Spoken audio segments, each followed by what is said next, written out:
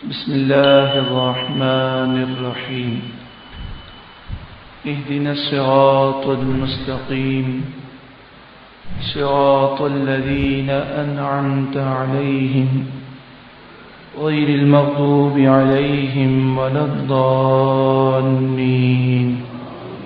قرآن مجید فرقان حمید میں ارشاد ہے الحج اشہر معلومات، حج کے مشہور و معروف چند مہینے ہیں۔ جو حج کا سیزن ہے وہ شوال کا مہینہ ہے، ذی قعدہ کا مہینہ ہے اور ذی الحجہ کے ابتدائی دن ہے۔ فمن فرض فیہن الحج، جو ان ایام میں حج کا احرام باندھ لے، حج کا وہ ارادہ رکھے، فلا رفث، تو کوئی بے حیائی کا کام نہ کرے، ولا فسوق، اور کوئی گناہ نہ کرے، ولا جدال فی الحج، اور حج میں جھگڑا نہ کرے۔ اس آیت کریمہ سے یہ معلوم ہوا کہ حاجی کے لیے لازم ہے کہ حج کے دوران 3 چیزوں سے بچنا ہے۔ بے حیائی سے اپنے آپ کو بچانا ہے، نگاہوں کی حفاظت کرنی ہے، گندے خیالات سے اپنے آپ کو دور رکھنا ہے، ولا فسوق، اور کوئی گناہ نہ ہو۔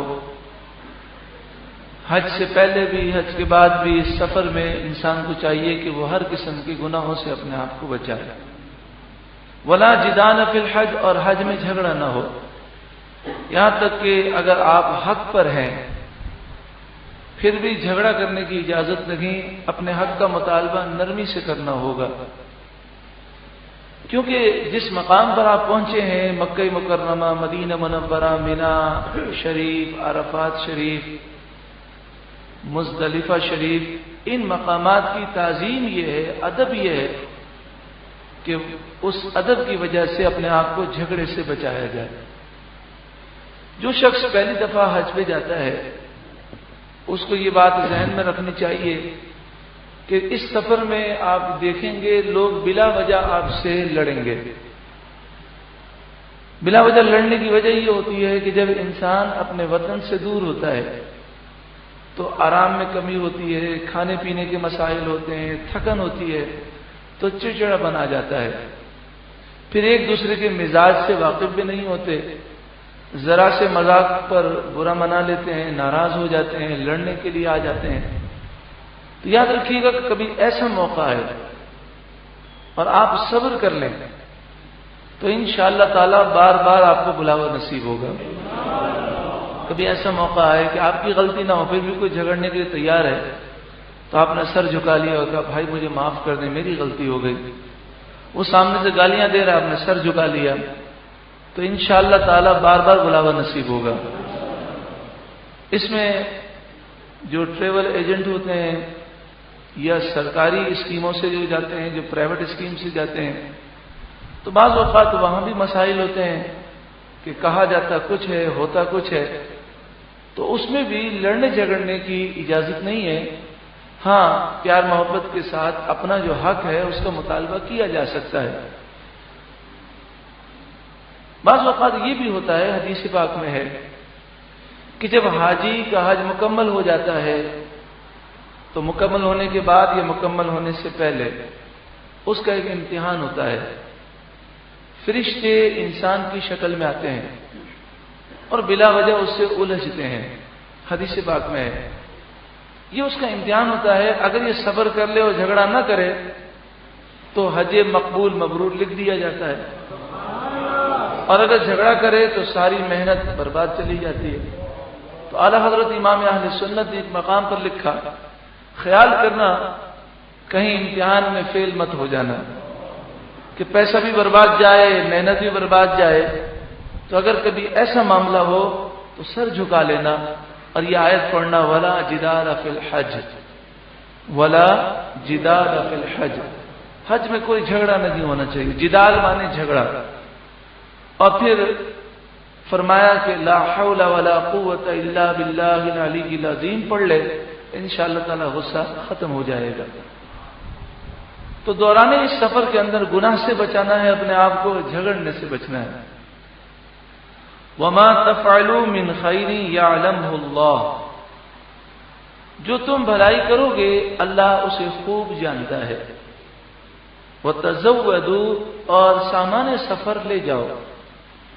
یمن کے لوگ زمانے جاہلیت میں جب حج کے لیے جاتے تھے تو سامان سفر نہیں لے جاتے تھے، وہ کہتے تھے ہم اللہ پر بھروسہ کرتے ہیں، پھر وہ بھروسہ کر نہیں سکتے تھے اور لوگوں سے بھیک مانگتے تھے۔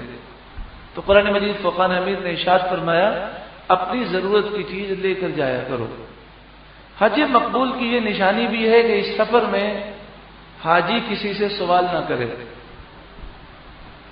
حج مقبول کی نشانی ہے کہ اپنی ضرورت کی چیزیں ساتھ لے جائے اور کسی سے کوئی چیز مانگے نہیں، اور دوسری نشانی یہ ہے کہ کوئی مانگے تو اسے عطا کر دے۔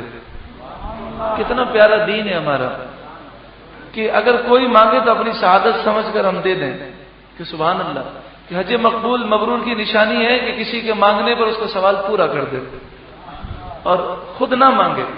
یہاں تک کہ بحر شریعت میں صاحب بحر شریعت نے یعنی صدر الشریعہ نے یہ بات لکھی کہ جو وزن میں کم چیزیں ہوتی ہیں، جن کا وزن کم ہوتا ہے لیکن استعمال وہاں زیادہ ہوتا ہے، وہ ضرورت سے زائد لے جائے اور حاجیوں کی خدمت کرے تو یہ حج مقبول مبرور کی نشانی ہے۔ اب ہم جب حج پہ جاتے ہیں تو پورا اپنا لگیج تیار کرتے ہیں، 4 قسم کے دوستوں سے ہم مشورہ کرتے ہیں، کوئی چیز رہ تو نہیں گئی، 4-5 مرتبہ چیک کرتے ہیں۔ تو اب قرآن توجہ دلا رہا ہے کہ یہ سامان سفر تو آپ لے جا رہے ہیں لیکن ایک اہم سامان ہے وہ بھی لے جانا ہے، کیونکہ اگر وہ سامان نہیں ہے تو یہ سفر بالکل بیکار جائے گا۔ یوں سمجھیے کہ کھانے میں نمک نہ ہو تو کھانے کا مزہ کیا ہے۔ تو یہ تو صرف مثال سمجھانے کے لیے، یہاں کوئی تشبیہ نہیں دی جا سکتی۔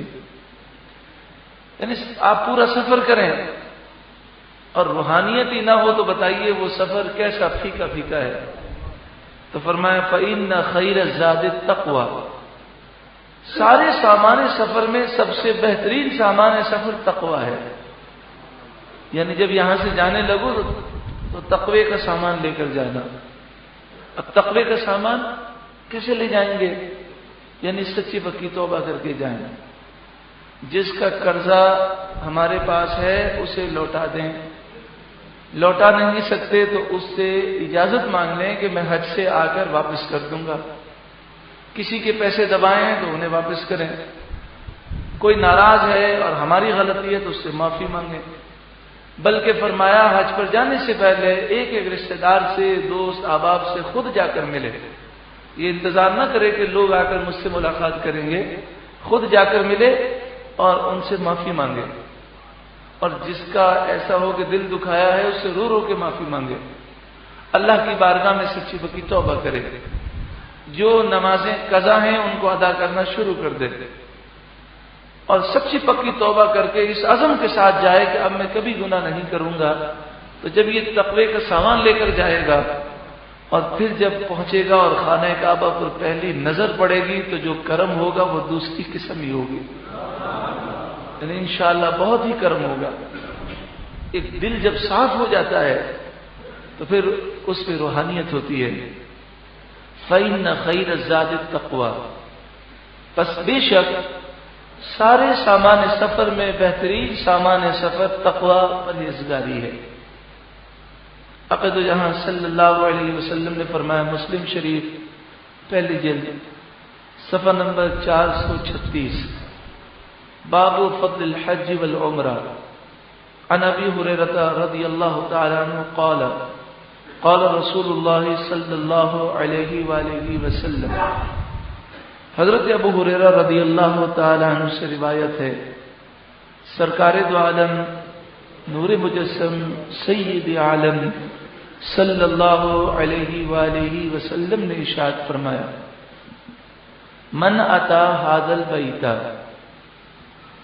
جو بیت اللہ حاضر ہوا یعنی حج کے ارادے سے آیا، فلم یرفث ولم یفسق، اس نے رفث نہ کیا، بے حیائی کے کام سے اپنے آپ کو بچایا اور گناہ سے اپنے آپ کو بچایا، اس سفر کے اندر اپنے آپ کو گناہوں سے بچا کر سفر کیا، رجع کما ولدتہ امہ، یہ اپنے وطن ایسے واپس لوٹا جیسے آج اس کی ماں نے اسے جنا ہے، اس طرح یہ پاک ہو گیا۔